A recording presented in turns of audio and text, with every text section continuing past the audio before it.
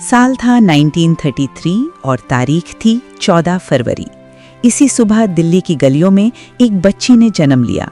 नाम था मुमताज़ जहां बेगम देहलवी, जो आगे चलकर भारतीय सिनेमा की सबसे सुंदर और सबसे यादगार एक्ट्रेस में से एक बनी। हम बात कर रहे हैं एक्ट्रेस मधुबाला की, जिन्होंने मुगले आजम, हावड़ा ब्रिज, काला पानी, चलती का नाम गाड़ी और बरसात की रात जैसी फिल्मों में काम किया है। फिल्म मुगले आजम में उनका अनारकली का किरदार भारतीय सिनेमा के सबसे प्रसिद्ध किरदारों में से एक है।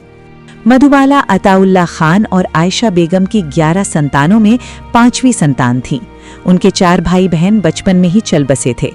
उनके पिता अताउल्ला खान पेशावर घाटी के स्वाबी जिले से थे और यूसुफजई पश्तून कबीले से संबंध रखते थे। वे दिल्ली में इंपीरियल टोबैको कंपनी में नौकरी करते थे।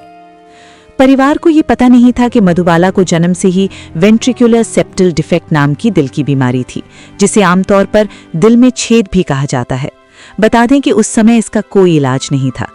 मधुबाला के बचपन की बात करें तो घर में सख्त अनुशासन, परंपराओं का दबाव और पैसों की किल्लत, ये सब उनकी दुनिया का हिस्सा थे।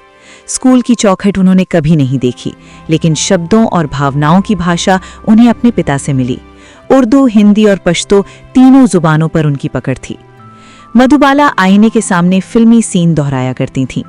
बचपन में छोटी सी मधुबाला आईने के सामने खड़ी होकर फिल्मी सीन दोहराया करती थीं। वे नाचती और खुद का मनोरंजन करतीं। पारंपरिक माहौल में पली बड़ी होने के बावजूद उनका सपना फिल्म एक्ट्रेस बनने का था, जिसे उनके पिता शुरू में पसंद नहीं करते थे। हालांकि 1940 में एक वरिष्ठ अधिकारी के साथ दुर्व्यवहार करने के कारण नौकरी से निकाले जाने के बाद पिता का फैसला बदल गया। वहीं मधुबाला की मां को डर था कि अगर उन्होंने अपनी बेटी को फिल्म इंडस्ट्री में काम करने की अनुमति दी तो उन्हें बहिष्कार का सामना करना पड़ेगा, लेकिन पिता अड़े रहे। इसके बाद जल्द ही मधुबाला को खुर्शीद अनवर की रचनाएं गाने के लिए ऑल इंडिया रेडियो स्टेशन में मौका मिला। 7 साल की मधुबाला ने वहां कई महीनों तक काम किया और इसी दौरान उनकी बॉम्बे टॉकीज के मैनेजर राय बहादुर चुन्नीलाल से पहचान हुई। चुन्नीलाल तुरंत मधुबाला से इंप्रेस हो गए और उन्होंने उनके पिता को बेहतर अवसरों के लिए बॉम्बे जाने की सलाह दी। 1941 की तपती गर्मी थी। धूल से भरी पगडंडियों और उम्मीदों से भरे दिलों के साथ अताउल्ला खान अपने परिवार और नन्ही सी मधुबाला को लेकर बंबई पहुंचे। सपनों का शहर, मगर जेब में खनकते सिक्कों से ज्यादा खनकते अरमान थे। बंबई पहुंचे तो यहाँ मालाड के एक कोने में एक साधारण सी गौशाला में उनका बसेरा हुआ। फिर बॉम्बे टॉकीज के मैनेजर चुन्नीलाल ने मधुबाला को फिल्म बसंत में एक छोटे रोल के लिए साइन किया। इसके लिए उन्हें 150 रुपए का मेहनताना मिला। जुलाई 1942 में रिलीज हुई बसंत बड़ी हिट साबित हुई।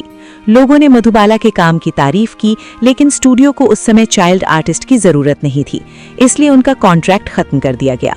निराश होकर खान परिवार को वापस दिल्ली लौटना पड़ा। पिता ने छोटी मोटी नौकरियां की और पैसों की किल्लत बनी रही। 1944 में किस्मत ने फिर करवट ली।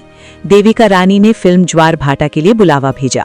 हालांकि मधुबाला को ये रोल नहीं मिला, लेकिन उनके पिता ने तय कर लिया कि अब वे हमेशा के लिए बंबई में ही बसेंगे। परिवार फिर मालाड में बसा, जिसके बाद पिता बेटी उम्मीद का दामन थामे स्टूडियो के चक्कर लगाते थे। हालात इतने खराब थे कि मधुबाला और उनके पिता पैरों में चप्पल तक नहीं होती थी। दोनों स्टूडियो भटकते थे और कई बार बेंच पर बैठने तक से रोक दिया जाता था। कुछ दिन बाद मधुबाला को रंजीत मूवी टोन स्टूडियो में 3 साल का कॉन्ट्रैक्ट मिला, जिसमें उन्हें हर महीने 300 रुपए मिलते थे। इस दौरान उन्होंने कई फिल्मों में छोटे रोल किए, जिनमें मुमताज महल 1944, धन्ना भगत 1945, राजपुतानी 1946, फुलवारी 1946 और पुजारी 1946 शामिल थीं।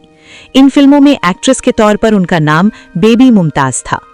1946 में मधुबाला ने चित्तौड़ विजय और मेरे भगवान जैसी फिल्मों में काम किया, जो उनके लीड रोल की ओर पहला कदम था। लीड रोल के तौर पर उनकी पहली फिल्म दौलत थी, लेकिन ये फिल्म रुक गई। इसके बाद केदार शर्मा की फिल्म नील कमल में उन्हें राज कपूर के साथ मुख्य भूमिका मिली। मार्च 1947 में रिलीज हुई फिल्म नील कमल ने मधुबाला को पहचान दिलाई। हालांकि इसके बाद आई कुछ फिल्में सफल नहीं रहीं। इस दौर में मधुबाला ने ज्यादा काम पाने के लिए अपनी फीस भी कम रखी। परिवार के लालन पोषण के लिए उन्होंने जल्द ही 24 फिल्में साइन कर लीं। नील कमल में उनके काम से प्रभावित होकर देविका रानी ने उन्हें नया स्क्रीन नाम अपनाने की सलाह दी, जिसके बाद वो मुमताज से मधुबाला बन गईं। साल 1948 में आई फिल्म लाल दुपट्टा से मधुबाला को पहली बड़ी सफलता मिली। इसके बाद पराई आग, पारस और सिंगार जैसी फिल्मों में भी उनकी एक्टिंग की सराहना हुई। 1949 में आई फिल्म महल ने उन्हें सुपरस्टार बना दिया। महल के बाद मधुबाला को बड़े सितारों के साथ कई फिल्मों के ऑफर मिलने लगे।